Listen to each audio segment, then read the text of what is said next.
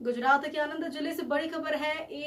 Aditya college के पास Sukirtan flora society में कल शाम से बिजली गुल है।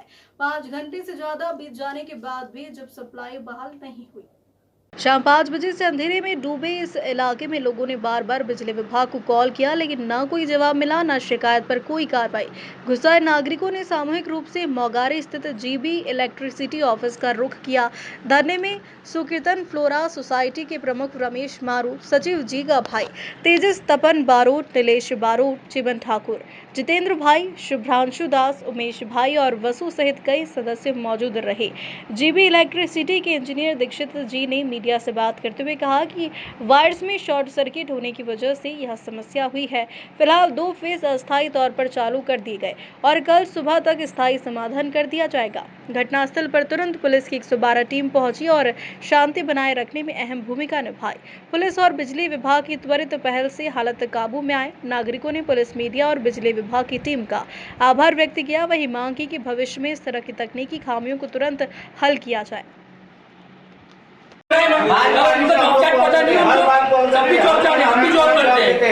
अभी एमएलए कर लड़ गई हो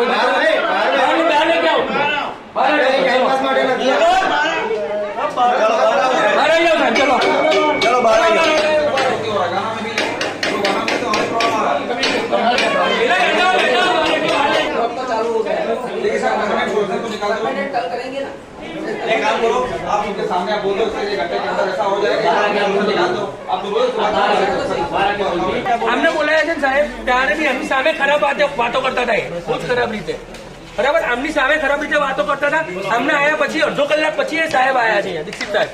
અમારા 1.5 કલાક આયા પછી એમને વાત કરી છે ફોન ઉપર અને પછી જ આયા છે અહીંયા 8:30 વાગ્યાના અહીંયા ઉભા છે। 2 કલાક સુધી અહીંયા મગજમારી કરી રહ્યા છે અને 6 વાગ્યાનો વિડિયો મોકલ્યો છે દીક્ષિતભાઈને, આપણે જાતે જ વિડિયો મોકલેલો છે। તડકા થતા હતા ત્યાં આગળ જે બી તડકા થતા હતા એ નીચે કશું છે નહીં મીનવાય કઈ હોત ને કે વાત તો કોની જવાબદારી અને જીડી વાળા શું કહે ખબર છે અમને નહીં ખબર અમે શું કરું તો એમને ના ખબર હોય તો કોને ખબર હોય।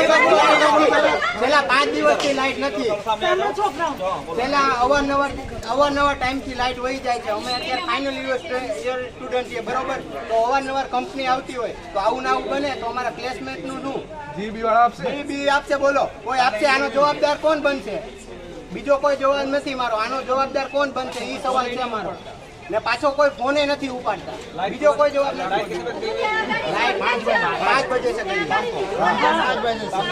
जवाब क्या आ रहा है? जवाब क्यों आ रहा है? 24 घंटे का बाद, 48 घंटे के बाद અરે શોર્ટ સર્કિટ ઓછામાં ઓછું 1 કલાક સુધી ચાલી, શોર્ટ સર્કિટ ઓછામાં ઓછું 1 કલાક સુધી શોર્ટ સર્કિટ ચાલી, ખાલી જોવા નથી આવતા એ લોકો કે શું થઈ રહ્યું છે। चालू होगा। હવે શું કીર્તન સર્ક્યું હોત તો કોણ જવાબદાર એનું? એમને જવાબદાર નહીં ખબર યાર। અહીંયા આવતો હવે જો અહીંયા